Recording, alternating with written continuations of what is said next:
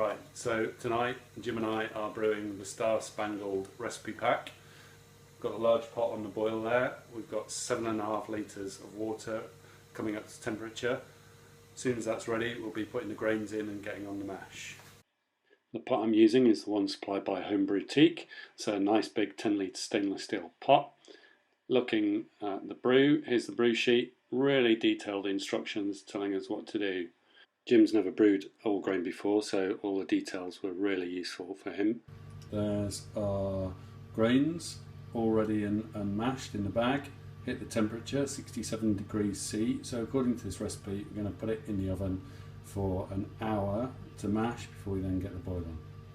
Here it is, out of the oven, all ready to be drained to create our wort for making our beer.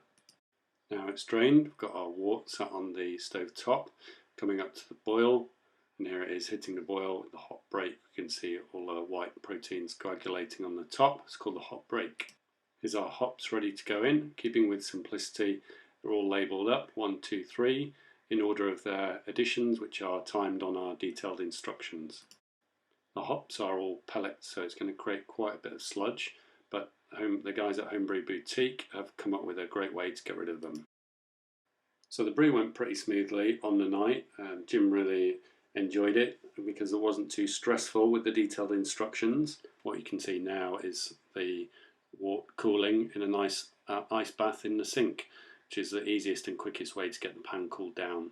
As it gets colder, we can see the cold break, which is all the materials left in the pan coagulating together, which are going to drain out. We drained it out using the same sack that we used to do the mash in, so it's just a question of sterilising it because we're going to put it in contact with the cold wort and then using it to drain all the waste materials out of the wort. Then it was just a question of putting the bag over the fermentation bucket, as you can see, and then pouring through the cold wort into the bucket, and there you can see it's sat in the sack ready to drain out, which involved a bit of squeezing at the end, but that just creates a nice bit of air in the wort that we need for the fermentation. Here we are with the brew all wrapped up in the fermenter. We're probably about 3.5 hours from start to finish here. So it was relatively straightforward, and here the next day we can see a little bit of fermentation starting to form in the top of the bucket. So next step is just to wait till it's ready and then test it. If you want to find out more, you can visit thehombrewtique.com, find out more about their great product, or visit my website, thehomebrewdiaries.co.uk.